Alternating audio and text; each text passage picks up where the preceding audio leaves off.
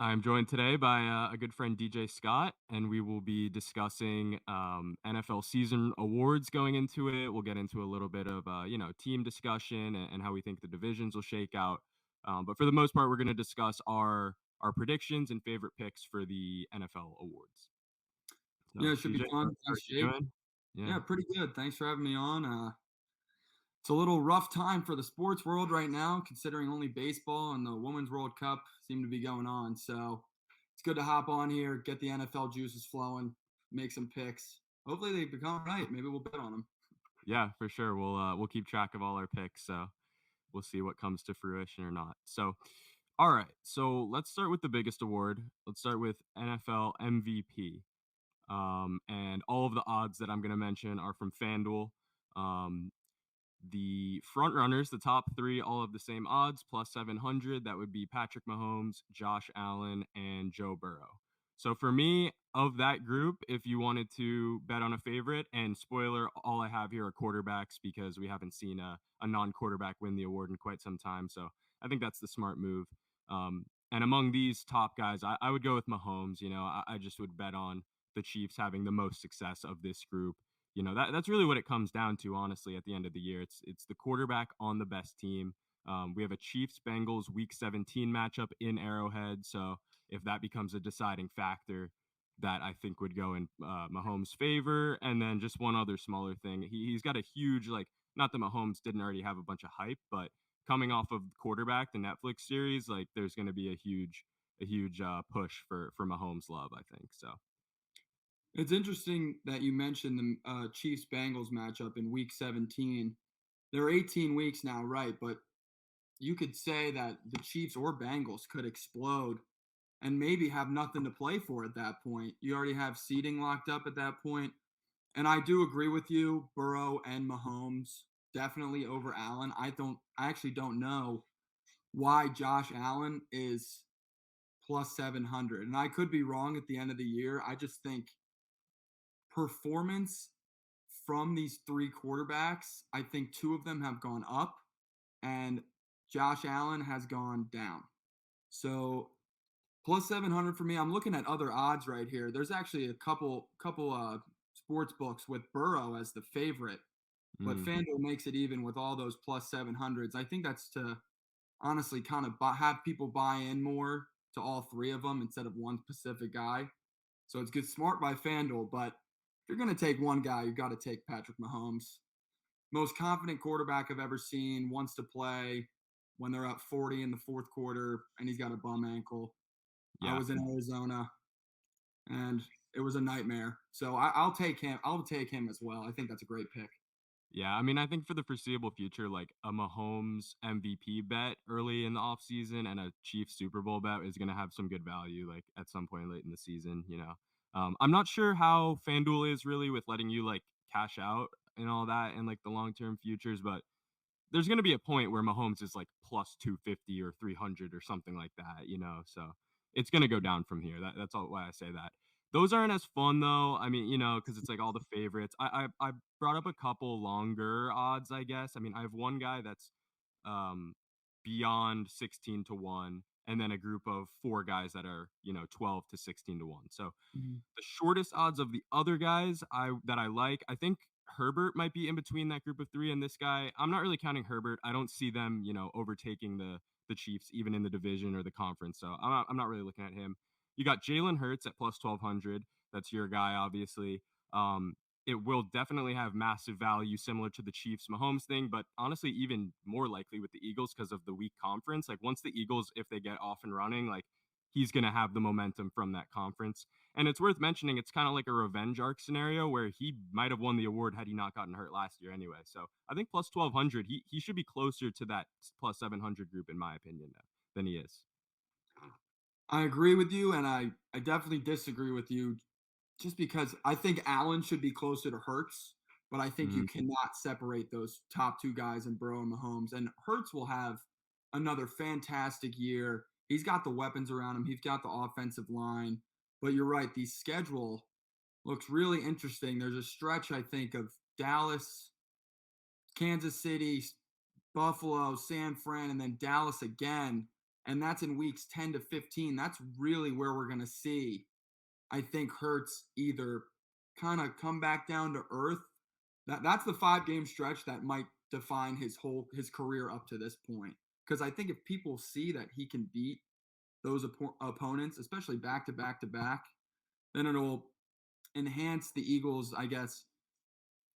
It'll enhance Hurts' odds definitely for MVP, but Mhm. people will also feel more confident about the team, Oh, 100%. for sure. Because you could say, like, I think a lot of people thought last year, like, and it will be the case, I think, this year that the NFC will be weaker, but there were definitely still people like questioning the Eagles' run as like if they're really that much more dominant than everyone else. And if they, like you said, in that clutch stretch down the year, if they can do it again, it'll legitimize that a lot more. It's like a playoff run before the playoff run. Because I think we make the playoffs anyway, even if we go, let's say, 3-3 in that stretch, however many games that may be. I still think we could make it as a wild card team.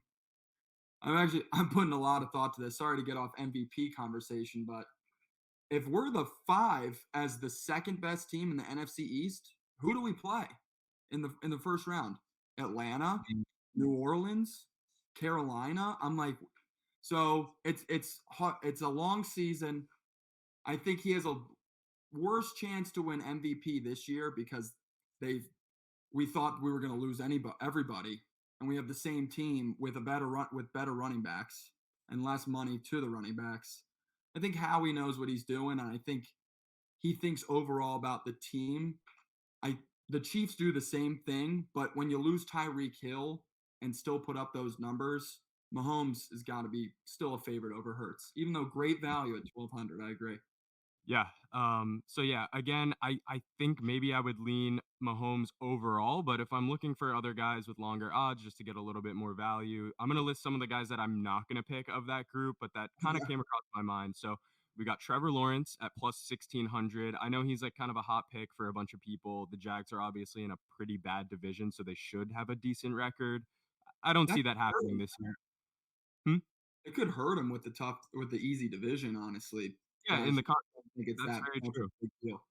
Exactly, especially if they do beat up on those teams and then go 500 or worse against some of their harder games and still, have 10 wins because of the easy schedule, that could definitely go against him. Um, the other guy is Aaron Rodgers on my Jets. So he's also plus 1600 with Trevor Lawrence. He's done it before, semi recently, but I really do want to pick him. And I'll probably end up like throwing a little bit on it. You But got to I think sprinkle. You got for to sure, sprinkle. He just took that pay cut 2 hours ago. yeah, you gotta Sprinkle love it. it. I'm loving everything Rodgers has been doing this offseason. Yeah, But I just think the Jets are gonna be like pretty balanced, and he's gonna be able to like coast in some aspects of like relying on the defense, the run game. So I don't think it would happen, but at those odds, I'm gonna take a shot.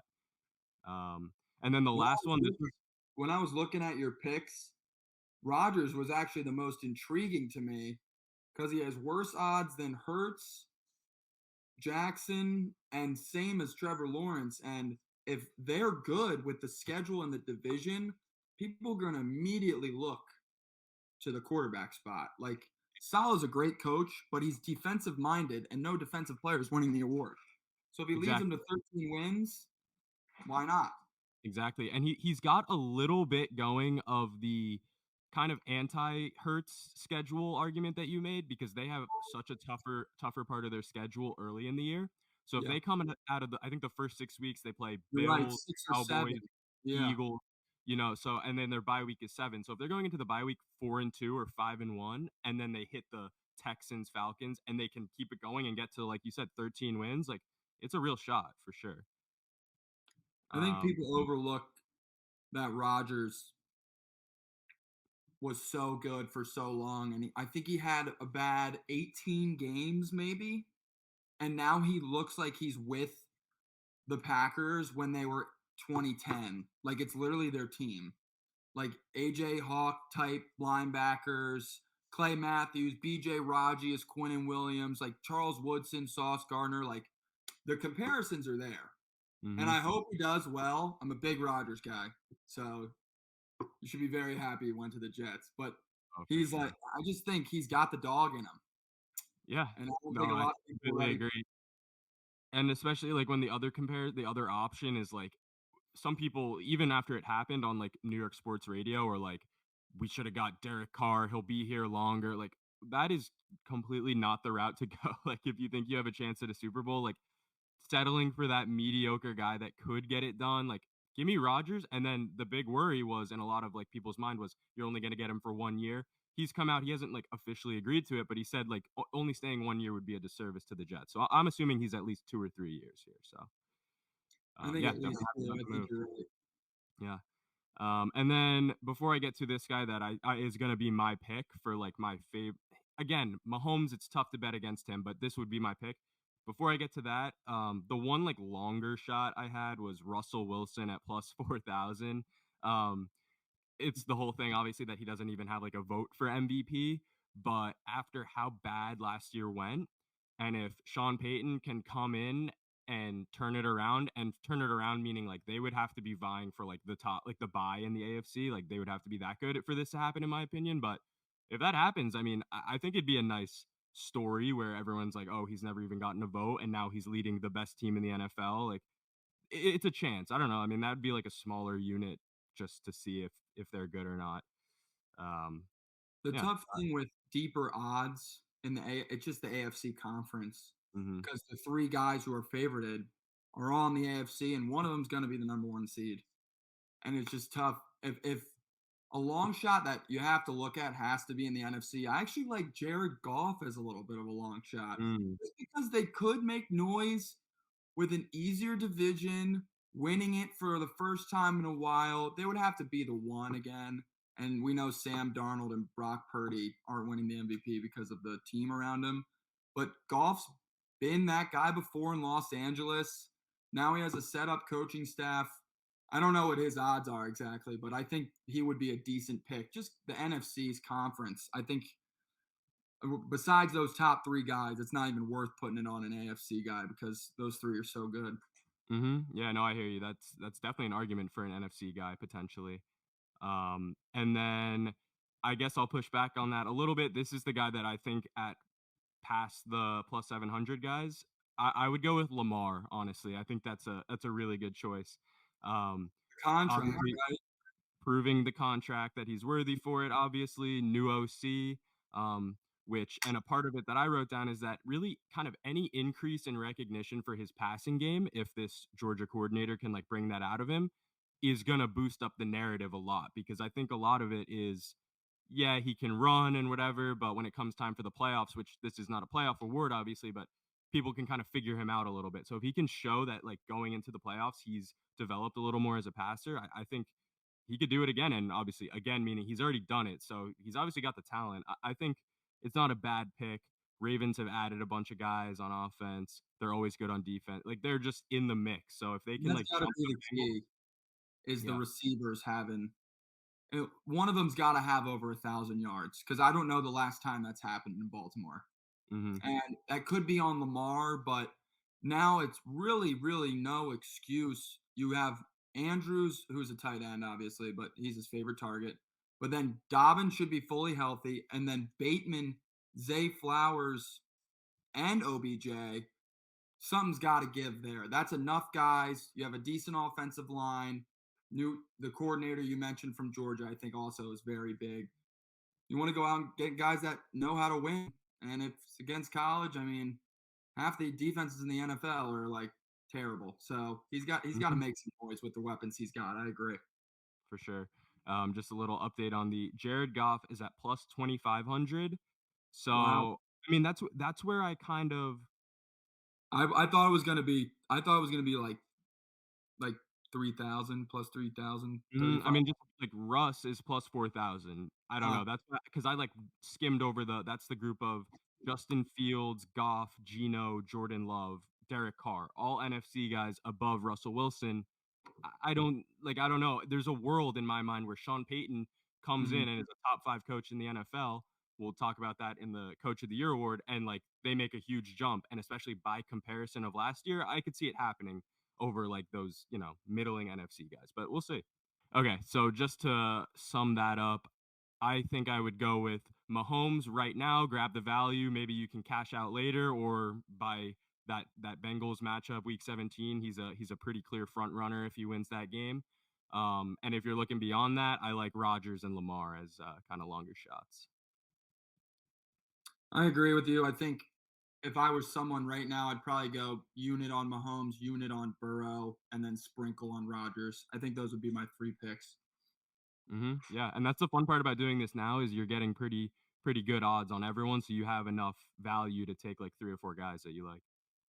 I mean, I don't see how it's not the top three guys unless they all get hurt or they're Hmm. out for at least 3 to 4 games. It just they're Yeah, so elite at the quarterback position. And Allen's getting the same. That's why I don't get out why Allen's there because he had so many turnovers last year.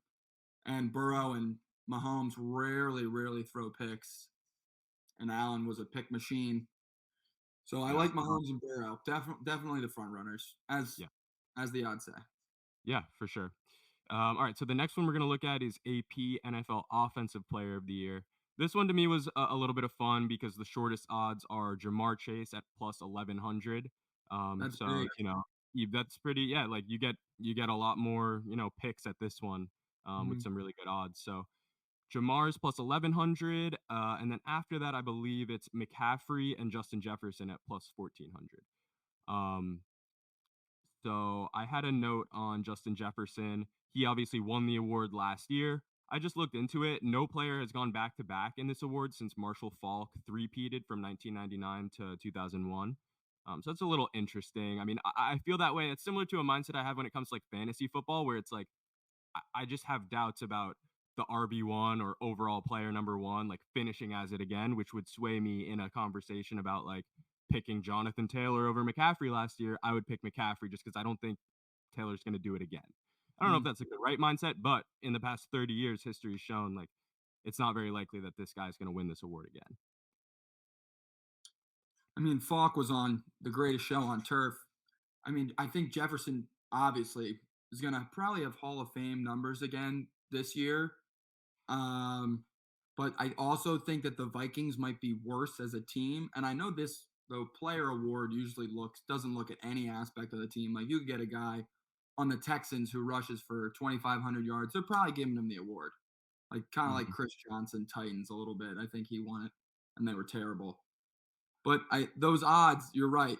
They are intriguing just because they're so high of the first one. I guess it really shows that there's probably 5 or 6 guys near those odds that they think could win. And the separation will come in week 5 to 6. But Yeah. And I then feel McCaffrey, it's cool. The receiver note you put is cool too. Winning it 3 out of the last 4 years, but only three. Like that's crazy. yeah, but it hadn't happened since Jerry Rice in 1993, which is, I think that does go towards like the passing league and the passing era that we're in right now. Um, You could pull that argument in with the running back situation that's going on. Look at the awards that have been won with offensive mhm. player of the year. Yeah, for sure, So, and then during that Marshall Faulk stretch, there was, like, I think a 7 or 8-year period where it was all running backs, where exactly, it was just John that's how the game Alexander, like LT, like all those guys. I mean, how many times they got to feed LT the ball for him to score 28 touchdowns? You know, Mhm. and Yeah, exactly. now they're getting guys 130 catches a year. Obviously, their number's going to go up. The passing area, it's. I didn't really think about it like that, and I guess it didn't happen until 5, 6 years ago. Probably was when a lot of pass happy quarterbacks and offenses started kind of appearing in the league. Mhm. Yeah, I mean, something that sticks out to me was, Peyton when he went to the Broncos, even at, like, later stage, he set the single season record for touchdown passes, like, it just Mhm. I think that started, like, a new era of play style. And then so the other guy I mentioned before and a running back, McCaffrey, I think he could have a case for sure because the Niners have a lot of questions at QB. And so if McCaffrey's putting up great numbers, receiving wise also doing both, and the Niners are still able to like stay in the thick of it, I think he's definitely got a case for it. He would be like one of the only running backs I would really consider. I agree with that, and I still don't even think he has a case. I think there's too many weapons on that team. He had stretches, even though he was phenomenal in the games he played in. Kind of had a injury bug for like 4 or 5 weeks, and then went to San Francisco and just became like an immediate weapon. There were some games where he wasn't reaching over 50 yards receiving or rushing, but maybe he'd have a score. I think there's a couple more guys that won't take a week off. Like Yeah. Jamar is the highest odds, but the last 2 years, he's had a few weeks with like 2 catches for 16 yards. And Jefferson hasn't done that. Every Hmm. game is like Madden basically for him. So it's tough to go. You bring up the stat of no one winning it in a row.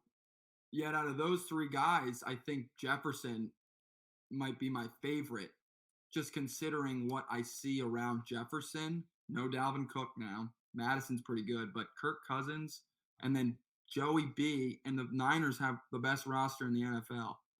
Yeah. So I like J Jeff again. I also like a guy you mentioned down here. I think Tyreek is gonna make a good case for it too. Because if Tua doesn't get hurt, he could have had like 2,000 yards last year. He was on pace for something crazy until Tua got knocked out in the Cincinnati game, and then he kind of roller coastered the rest of the way. Yeah, no, for sure. And Tyreek's at plus 2,000. So you're getting pretty good value compared because you're like you said, like there's all these guys that are on that Jefferson Chase level of, and Mhm. even like you're saying, Chase does like have some up and down games. Tyreek rarely does, especially if Tua's there. So if he's gonna be week to week, like putting up the numbers like Jefferson, getting those odds right now are pretty favorable. Um, I didn't want to forget about Cup just because of like what he did 2 years ago and then last year before he got hurt, the pace that he was on. And like you're saying, I mean, this award really doesn't take into consideration win loss that much. And I don't think the Rams are going to be great. But if Stafford feeds Cup again and he has near 150 receptions and 12 to 15 touchdowns, like he'll be right there too. He's plus 3,000. So, but like we said, you can sprinkle on a couple of these guys and I think it'll be a fun season to follow. Are there is there anybody in between Tyreek and Cup, or is Cup Tyreek. right after that? So Tyreek is plus 2,000. No, then that's why I picked out Cup specifically because there's a couple guys. There's two receivers between Tyreek and Cup. One of them is Garrett Wilson at plus 2,500 and Wow. Amon Ross St. Brown at plus 2,900. Wow. Like that's pretty high Those are lofty young goals guys. for Those those. are young receivers that are every receiver under 25, it seems like, is like above a 90. Is like so Mhm. good at football. It is Yeah, insane. for sure. They are good. I'm just saying, like, I definitely like the history of Cup over those picking those two to have a Okay. better year than a Jefferson. Like I, Um, I love those guys. And I love Garrett. I'm excited for it, but I would maybe just with feel like Rodgers, people just think he's gonna explode. He Mhm, could, but they definitely, also they have a lot of weapons too. yeah. The Jets have a decent. One of the younger guys that I think has pretty good odds. I don't know why this guy has pretty significantly lower odds than Garrett Wilson. CD Lamb plus 3,500. He's a young guy. Dax, and what do they have now? Brandon Cooks and Yep. lost Dalton Schultz. Like CD is the guy for them. He could Mhm. he could have like a Jefferson volume style season, and I think he's really good. So just he's at plus 3,500. Why is Garrett Wilson at plus 2,500? I mean, Rodgers is better than Dak, but the Cowboys always have a good offense, and he's kind of more of the only option than even Garrett is. So.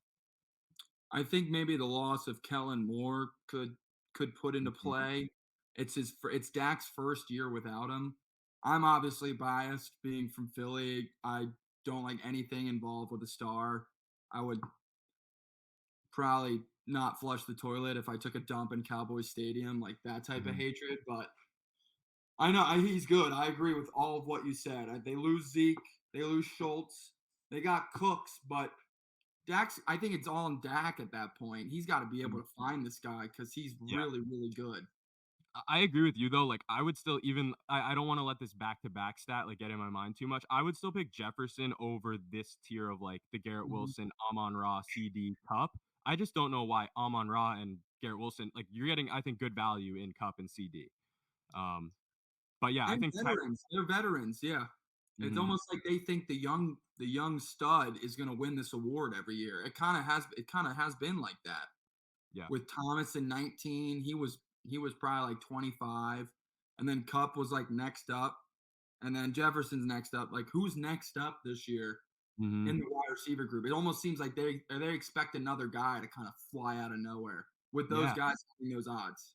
I know, and it's interesting because, like, Josh Jacobs had, like, an amazing year last year, led the league in rushing. Jefferson is just, had Is he the better I second would running back in odds? Jacobs? so it's McCaffrey, no, then it's, Nick Chubb at plus 2,000, same as Tyreek, which is, like, What I was about gonna Bijan? Bijan's at plus 4,000, so he's tied with Breece Hall, just behind CD and Diggs. I mean, if it wasn't so wide receiver trendy right now, I Bijan know. could be like a great pick. Yeah, Like, I didn't even mention him. I know, I they have might him. give him the ball. They might let him touch the ball like 32 times a game. Mhm. And they play terrible teams. Yeah, Jacobs is at plus 6,000, tied with Travis Wow, Etienne, behind Eckler, behind Saquon, behind like Chris Olave, Jerry Judy. That seems crazy, Jerry that is Judy, crazy. right? I mean, it is receiver heavy. This list is very receiver heavy. But even like Jonathan Taylor plus 4,000, like if one of these guys like leads the league in rushing and has like 15 rushing touchdowns, like it's possible. Yeah. Um, but if I was gonna give like suggest to sprinkle on three, I would say like Jefferson. I mean, I hate to say it, it's the top three guys. I don't know. Maybe I would throw Tyreek in there instead of Jefferson just to like really establish that no back to back rule. But I would probably go Jamar, McCaffrey, and Tyreek as my like sprinkles. I'd agree with that. The odds are none of them are under 1,000, so Hmm. you can kind of play around with those three however you want to. If you're feeling fun, I think you got to do a young guy. I actually like putting odds on Garrett or Amon Ra over Tyreek. I know it sounds weird, but Tyreek has also said this could be his last. Well, when he's done this contract, he's like done, Hmm. right? So I don't know. The young guys just seem so motivated so early in their career, and they've been trending every next up receiver. And Rodgers coming in just provides such a great spark for Wilson.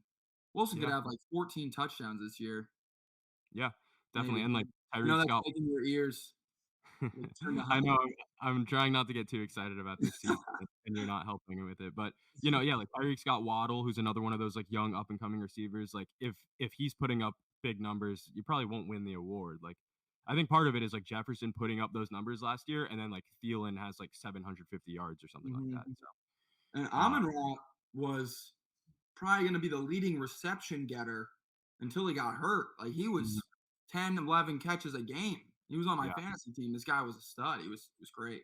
oh yeah. And then so the last thing about this award that I want to mention is like mixed in here are the guy with the sixth and seventh and eighth best odds to win this award are Lamar, Justin Fields, and Mahomes. The QBs. quarterbacks and wing, yeah. So like, I had a nice little note about this. So since 1995, when Brett Favre was MVP and this Offensive Player of the Year, there have been nine QB winners of Offensive Player of the Year. So nine out of almost 30 years, odds say you should pick a non-quarterback to win this award. But it's just interesting because um, seven of those nine of the quarterbacks that won Offensive Player of the Year also won MVP. There were only two times where a quarterback didn't win MVP but won Offensive Player of the Year, which is kind of weird to me because it's like if you're saying Patrick Mahomes, I guess it happened last year. I don't know. It just makes more sense when like Well, Mahomes wins it would MVP. have happened the last two. Didn't JT win it the one year we didn't talk about? Didn't wasn't it Michael Thomas? Oh, somewhat in 20. Who won it in 20? Yeah. I don't have that right here, but I'm just going to read the list. So, since Brett Favre in 1995, Yep. 2004 Peyton Manning, 2007 Tom Brady, 2010 Tom Brady, 2013 Peyton Manning, 2015 Cam Newton, 16 Matt Ryan, and 18 Patrick Mahomes all won MVP and Offensive Player of the Year. The only So two not so times it hasn't happened since 17, and that was the two times it didn't happen. 18 in 18 Mahomes won MVP and Offensive Player of the Year. Okay. But So then it like hasn't that. happened since the wide receiver stretch started. Yeah, so that's like the in 19 Lamar won MVP, but Michael Thomas won Offensive Player of the Year, which makes more sense to me as like okay, you're saying MVP is basically best quarterback in the league, Offensive Player of the Year is like best non-quarterback offensive player. Yeah, It's I just agree. weird because 2008 Peyton Manning won MVP and Drew Brees won Offensive Player of the Year. And then Hmm. 2011, Rodgers won MVP and Drew Brees won Offensive Player of the Year. So So that all of was the that two times it didn't happen when the quarterback won MVP and didn't win and a different quarterback won, yeah, offensive player of the year. Offensive Player of the Okay. Year. So I mean, all of that's just kind of say like I don't really want to pick any of these quarterbacks, but It's tough. The it's trend, tough. you gotta follow the trend with the I league know. because they kinda Yeah. show their face a little bit. You know, they show the hidden card a little Hmm. bit that you can kinda tell where the voters go Yeah. with the decision in spans of time, and right now, we're definitely in QB MVP, best young, exciting wide receiver, or stud running back that you could find, and there's only about 3 or 4 running backs that actually have the value of making $15 million. So those are the 4 running backs, and then you just pick from the slew of wide receivers. That's it. For sure. Yeah. So since that hasn't happened where we've had a different quarterback MVP and Offensive Player of the Year since 2011, and since then, only 4 times has a quarterback won Offensive Player of the Year in 13 years. So it says we should choose a quarterback for MVP and a non-quarterback for this award. They're showing Yeah. their hand. Hmm. All right. So now that brings us to AP NFL Defensive Player of the Year. Just before we start, I mean, kind of leading into who I see as the top and who the odds say are the top. I mean, Charles Woodson and Troy Polamalu won it in '09 and 2010. And then there's been one secondary player to win the award since then, and that was Stephon Gilmore in 2019. So for me, I mean, we're looking really pass rushers, linemen, maybe a linebacker, but I think the pass rushers kind of have this one on lock. I'm sad that my boy Hassan Reddick didn't get his love last year. Mm, Um, I thought he had a better year than everybody except well, Watt got hurt a couple games. It kind of gave him a slight edge against him. But besides Bosa and Garrett, last year I think Hassan Reddick was the third best pass rusher, and he came in like sixth, I think, under Micah, under Watt, and I was just so fed up with the disrespect. And hmm then he posted a video the other day on Instagram and he was kind of calling these people out. And it's interesting to me, like when I saw that video, sometimes I think, do guys on good teams like really care about that award when they've tasted? Do more guys on the team that have tasted a Super Bowl or an NFC championship, AFC championship, like want that instead of worst team guys kind of wanting individual awards? So when I tend to look at that, I've tried to figure out like when's the last time the defensive player of the year won the award or won the Super Bowl, excuse me. mm. Just because Did Aaron Donald win it when the I Rams think won? I I think he think you might be right, but he's a little bit of a enigma because he's not a human. He's Yeah. kind of not a human person. I don't know. I Yeah. just look at all these guys who are favorites, Mhm. and I don't know if any of them are like winning the Super Bowl. So I think the defensive player of the year, I think they trend towards guys once again that maybe might not be on the best team, but are Mhm. just like no one can block them. And Yeah. out of that list, I'd probably take I don't know. I always loved Watt just because it's his brother was such a stud. He's got the genes. He's in a Mhm. division that is still like run the maybe the 3 out of the 4 teams are probably the only run heavy teams in the league. Yeah. Steelers, Ravens, obviously not the Bengals, but they And still run a lot. we'll see with the Browns. They got And Chubb. the I mean, they Browns, have they run the Watson, but club. Yeah, they every time. yeah. Mhm. So, I mean, I didn't even really think about that of the guys, like, trying as hard for the award. I think I mean, I don't really think they Everybody think try yeah, you know what I mean. Everybody Yeah. tries, but players gotta be having some inclination when they're not doing so hot, their team is 5-9, and they're like, "We're Mhm. not making the playoffs. Let me have like 5 sacks." Like he's gonna be going after it because it's the only thing he could maybe amount to this season. And I kind of not didn't contradict myself, but I double crossed myself because I said I love Watt so much. Meanwhile, Miles Garrett is in front of him and in the same division Mhm. against 2 run heavy teams, I guess. So Yeah. Yeah. it's It's in interesting. It's an interesting award for It sure. is, and it was interesting for me to compare. I kinda looked at it the other way where it's like there's a guy like Max Crosby that I really like, and it could Mhm. fit that mold of like a guy on a team that's not that great, but could just really stand out among the rest of his team. But I thought of it as like I feel like they would give the award to a really great defensive player that was on a great defense, like that his Mhm. leadership like led them to be a great defense. Like I don't know that the Raiders, if they go 5-12 or whatever, and he has, I mean, maybe even if he like leads the league in sacks, he still could do it. And he's like a longer shot that I like. Um, but I was just thinking about I like T.J. Watt and Nick Bosa just because they're like, I mean, they're behind Parsons and Miles Garrett odds wise. Hassan Reddick is kind of in this group for me. I don't know why, but I went the other way with Hassan Reddick, where I'm like, their defense is so good and they have so many like standout players that he might not get the full credit for like defensive player of the year. I think Nick Bosa and TJ Watt are kind of like standouts on great defenses. So I don't know, but we'll see. It is an interesting award. There's really, I don't know. I mean, I mentioned like Sauce and Quinnen. If the Jets can repeat as like a top five defense or get up to like the best defense in the league, one of them could win it. Kind of your point about Garrett, like Sauce just won Defensive Rookie of the Year. If he has another Mhm. great season, it's just the thing with like the secondary guys, especially if they're so good that they're not getting thrown at. Like it's tough to argue that they're Defensive Player of the Year. So I just looked it up. You were right on Aaron Donald. He won it in 2020. Oh no. So Well, he he won won 3 out of 4 years. Was the one year he didn't? Was that 2021 when they won the? 2021. TJ Watt won it when the Rams Oh, won. The last player to win the Defensive Player of the Year award and hmm. win the Super Bowl was James Harrison in 2008. Oh wow. So it's been a while. Hmm. So, I mean, but you got Watt with 3 on the Texans, Donald with 3 on the Rams, and they were all before they were really, really. I mean, 2018, they were really, really good. The Rams were, but then they kind of fell, came back up. Oh man, I'm Yeah. looking No. at some of these names right here, and it's just like some of these guys are still so great. Like Watt and Bosa could trade off for the next 5 years. Like they're both Exactly. so And good. then there's, I mean, Micah Parsons is the favorite and got a lot of hype around him.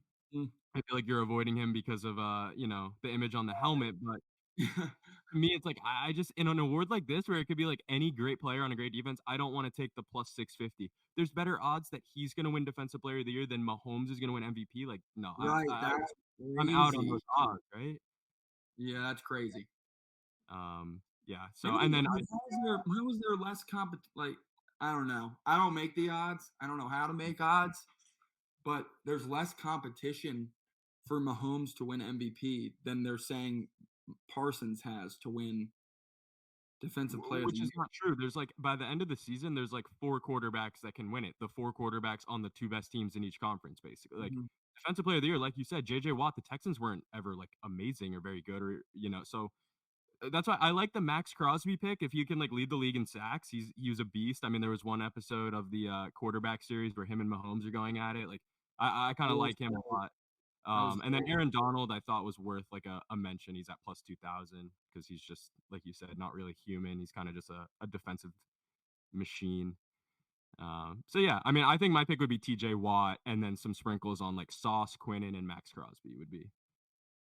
I like it's just the 4 guys, Parsons, Garrett, Watt, Bosa. I don't know if you can seriously stray away from them just yet. Hmm. Yeah, I honestly, Garrett's really good, but I don't know. I like Watt and Bosa over Garrett just because the Cleveland defense, like they're good, but he's one of the only players on that defense that is really standoutish. So he's gonna have to go off hmm, because your defense, like you said, the defense has to revolve around you. And if he's the only guy on that team, I like his odds, but is that too much pressure getting rid of? I think Clowney's gone. He was 40, like yeah, they lost a couple guys. I don't know who's on that defense that yeah, can almost make him look good. yeah. They're gonna double him I think every time. I was gonna say I think Denzel Ward's pretty good as a corner, but Okay. Yeah, I good heard call. I heard a stat that said Miles Garrett last year was the most doubled player in the league. So Mm, I mean, I mean that's awesome. That shows you're really good, but you're not going to get the Defensive Player of the Year stats and awards because of it. yeah. So you're right. And even at these odds, I mean, if you really think that top four is pretty locked in, bet a unit on all of them, and if you win one of them, you win money because the lowest is plus 650. So, um, yeah, there's a lot of stuff you can do there. All right, now on to the rookie awards. We have offensive rookie of the year. I put down in all caps Bijan Robinson. I mean, like, I'll hear you out. It's I like wrote down a Victor. couple It's other like names. Wembanyama almost. It's Mm, like Wembanyama. They're sending him to like fantasy heaven, but yeah, career graveyard. I mean, the Spurs aren't career graveyard, but you know what I'm saying. Like right now, right you now got both Jeremy franchises are Sochan on the near the goddamn bottom. team. Yeah, Yeah. So Bijan's going to a place where he's already the best offensive player. Sorry, Kyle Pitts. I think he is. I said they're going to give him the ball 32 times. You got the quarterbacks on here. CJ Stroud, Anthony Richardson. I like the Quentin Johnson is actually very interesting, but it's hard to just the odds are so separated, and he's hmm on the perfect team to do it.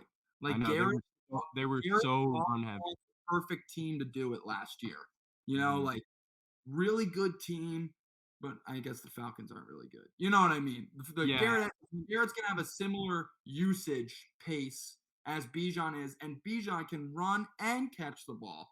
for And sure. then like Arthur Smith is gonna play him like a drum, like literally every play, boom, boom, boom, boom, Yep. crazy. I think in a fantasy episode I did earlier, I wrote down that Tyler Algier had a pretty good year. He had over 1,000 rushing yards, but I think he had 15 receptions on the year. So like, Mm. Bijan's gonna eat up all those catches. Um, I I said still think Algier. they could use Algier though in Mm, goal line situations, and Bijan owners could get really frustrated at that. Like Barkley, they're gonna keep him in at the one. yeah. Bijan, they have Algier, who is really good. He like hmm right 5 yards a rush, I think. He Yeah. went crazy last year. And they're already going to be using Bijan so much that like Mhm. it could be argued that they should give him a rest like whenever they can in those like tough like short yarded situations. So Mhm. yeah, I mean, and I put down Quentin Johnston. I like him a lot. I mean, like I'm a Texas guy, so I like Bijan, and I've seen TCU play a bunch, and he was just amazing. And I think like a Mike Williams injury, Keenan Allen got hurt last year. He's getting older. If Herbert's one of the best like deep ball throwers in the league, if he finds a connection with him, like I could see Quentin Johnson having near like 10 touchdowns this year or something like that. So just and he's plus 2,200. Like I would think about betting pretty heavily on Bijan and then like a flyer on Quentin Johnston too.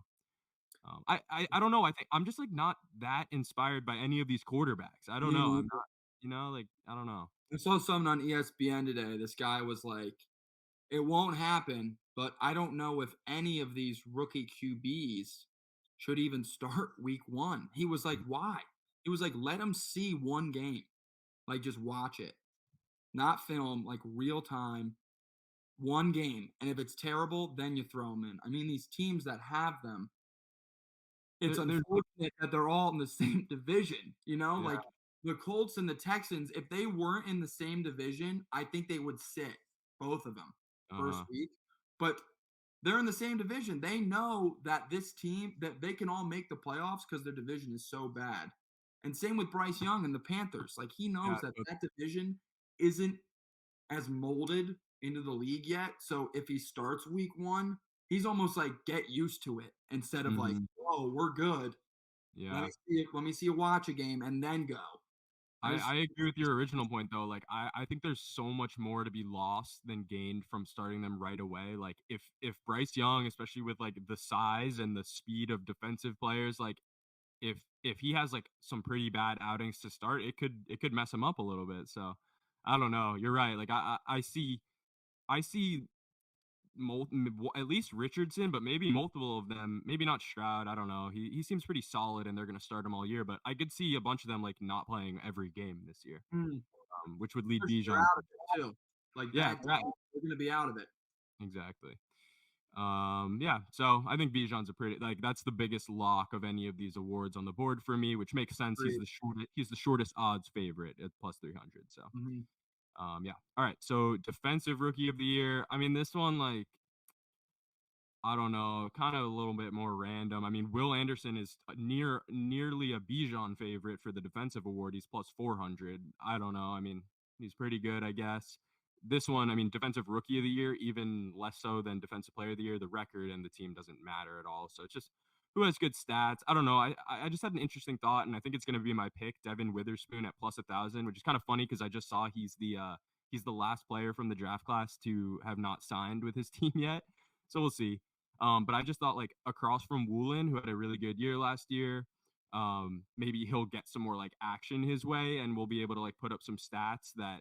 But like, then again, Sauce won it and was not thrown to, so who knows? But I'm just saying, like the defensive rookie of the year, I'm not as afraid of picking a secondary guy. And at plus 1,000, we'll see. I also wrote down Jalen Carter plus 750. Like especially the whole narrative of like he dropped and whatever, and if he can play equal to a Will Anderson on a great defense, like contributing to like the Eagles playing really well, like that could definitely be a possibility. I see a few things happening with this award. I know it's like it's kind of a not a toss up, but you really never know how these guys are going to come out. Just because defense too, you hit people every play, you like hit somebody. You don't have to take a play where you're kind of sit like a receiver just kind of runs off. These guys are engaged every play, and it's their first full season in the NFL. I think Mm-hmm. Anderson deserves to be the favorite, honestly. He's on the perfect team to win the Defensive Rookie of the Year. D'Amico Ryans is an all time LB at his coach. They need new energy, new quarterback, new system everywhere. And he's a Bama guy who stayed an extra year, I think, at Bama to like maintain good connectivity with his coaches at Bama. Bama's a great school to keep an extra year. Like he just Mm-hmm. learned maturity, like how to at least interact with teammates maybe that he doesn't know at a leadership position. I think D'Amico's giving him all the keys. I do like your other two mentions. Definitely Jalen Carter has the support system after that arrest. I think the lineman will kind of take him under his wing. I just think he might not play as much considering we have like Cox and we have like a lot of guys that'll come in and out. Like Mm-hmm. Jordan Davis and Cox will kind of be the two guys, and then we have Brandon Graham, Reddick, and then everybody backs them up. Like sweat, like we our D line is so stacked.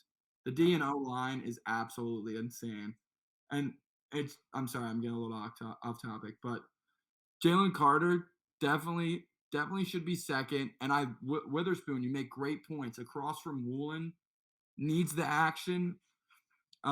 Could see another trend vote and going with the second straight corner Mm-hmm. as defensive rookie of the year. I don't know what the past has been with that, just because it's all been rookies. Yeah, but I was looking back at them.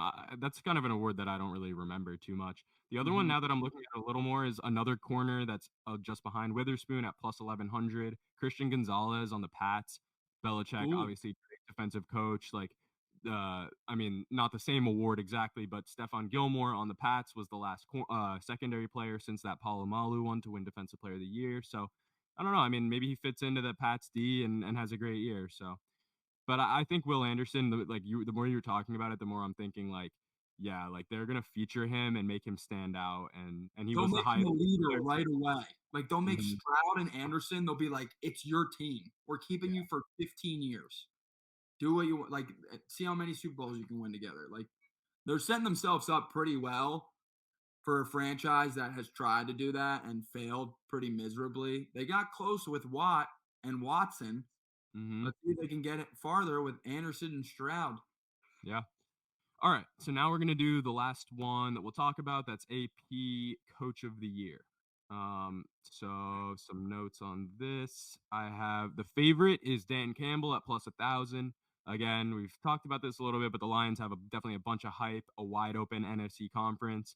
Um, I think maybe even I mean, we'll see at these other candidates. Obviously, usually like the front runners are teams that are bad and then go to good this year. So I think just making a playoff spot might be enough to get them, get him the award for that. So I don't know him. Another one I liked is right behind him is Sean Payton at plus 1,200. Again, just about like similar to the Russ theory of if the Broncos can turn it around and even just make the playoffs in a pretty tough division with the Chargers and Chiefs, that could get people, like if he comes back after not coaching for a while and is a top 5 coach in the league, I think that's deserving of Coach of the Year. So I mean, I liked Campbell because I think they can win the division. I'm looking at the guys below him. Peyton would be a great story. You know, the Fox analyst comes back, coaching Drew Brees from his prime. See if he can revolt or redrolt, excuse me. Russell Wilson's prime. Looking at other guys on here, and I want to mention one name that probably won't win it, but I think should have won last year is Doug Peterson. Mm, Absolutely, probably the worst team in the NFL the first year with Lawrence. They were so bad. And then now they're probably going to win the division for the next 4 or 5 years. Once again, biased, got me my only ring. But, I think he just really just took the team from worst to first and came back from 27 in the playoffs. It was hard to see Brian Dable. I mean, it wasn't hard for me, but he comes into Philadelphia for the NFC divisional game. And I'm like, this guy won coach of the year. We're about to beat him by 40. hmm 40. Like, it was not like, I was like, this is not going to be a game. I don't know. I just thought Dougie P righted the ship and made some noise. And like, Dable's a kind of a quiet, chill, within his means guy. And Dougie's really known to be like eccentric and like kind of weird to the media. I don't know. I like it. I also like the guy I mentioned earlier, D'Amico Ryans, because once again, mm, the division is so bad that if they go like 7-10, he could win it. yeah. No, he for could sure. win. I was gonna say like Dayball winning it. Like I think we could see a trend, and I'm sure if we look back at previous Coach of the Years, it would probably follow this of like a team you didn't think was gonna make the playoffs, making the playoffs, and that's kind of the blueprint. Like I think if since Doug Peterson didn't win it last year, there's really kind of very little shot he's going to, unless the Jags end up being like not just the division winner, but like a top 2 or 3 seed. Um, like they have Mike McDaniel above. I like the D'Amico Ryan's call honestly because the division's not very good. Mike McDaniel, Doug Peterson, all these teams would need to. That's what I'm saying. Like all these teams would need to really surpass just making the playoffs to even win it. Pete Carroll, I wrote down Pete Carroll and Mike Tomlin, Mm. just to see if like maybe they could, people kind of give them some more flowers after like being at it for so long and like bringing these underdog teams back to it. Tomlin fills more of the role of a team that didn't make the playoffs, maybe making it this year and something because the Seahawks did make it, but I don't know. I definitely like because like I think if the Lions and Broncos don't end up hitting that like 10 win, it's really Mhm. open to any of these other guys. Like I really do like the D'Amico Ryan's call for sure. Well, I'm looking at the last 10 years here, and the only two guys who have, or there's three guys that were really like perennial coach of the year. Like, they definitely deserve to win it. And it was because their team was like the best, and that's Rivera with the 15-1 Panthers, Jason Garrett the next year when Zeke and Dak exploded, they won 13 games, and then Hmm Harbaugh and the Ravens in Lamar's first year when they won 14-2 and he won the MVP. But pretty much everybody else since 2012 is what you said, like a terrible team, and then somehow they sneak into the playoffs. Like you had the Giants last year, the Titans the year before that, the Browns made it the year before that, I'm and then thinking. Nagy was on the Bears with Trubisky. You know, Mhm. so you're right. It is like teams that are 6-10 and then go to 10-6 and make the playoffs. It's definitely Yeah. these What awards are trendy. We're finding this out. we're cracking the codes here, but Yeah, a little and bit. Salah's up there at plus 1600 for the Jets. I just think he might get taken away from the fact where it's like because like all those teams you mentioned have like pretty average quarterbacks that were coached up to be playoff contenders. Like adding Rodgers kind of takes away from like Salah's impact on the team. I think. Yeah. Um, but yeah, we'll see. So there's a couple candidates outside of those couple favorites, and yeah, we'll see who that surprise team is this year. It'll be a fun season. I think there's going to be some chalk from the last couple years, but there'll also be the surprise teams. I don't know. It's tough. I think there's a few teams that people would consider a surprise, but if they make it, I'm going to be like, oh, like that Hmm makes sense. Yeah, I don't know. and The NFC North is weird to me. I think like the NFC is so bad that like the Vikings and Lions might both be decent and vying for the championship at the end. It's not like someone's playing for second. Like Yeah. I don't know if there's going to be a lot of playing for second in divisions, I guess. Mhm. Like I think the East, especially in the NFC, the East will be a battle just because the two teams. The only one that's really locked up is the Niners, which is very unfortunate because they're really good and they get a division with Seattle, who stinks against the Niners, the Cardinals, who could go 0-17. Mhm. The other team there, Rams. the Rams, who are gonna go 2-15. Like, Mm. holy crap! People are gonna talk about the Niners the same way that people were talking about the Eagles this year. I guarantee. Easier schedule, come in with like a 14-3 record. They get the 1 seed. And if they make the Super Bowl and lose to Patrick Mahomes, we're gonna have the same conversation all over again. Except I'm gonna be a little bit more sad. Yeah. That was a really fun episode with DJ. It's fun to get back into the swing of NFL, and we'll definitely have some more content coming out as we get closer to the season. Thanks.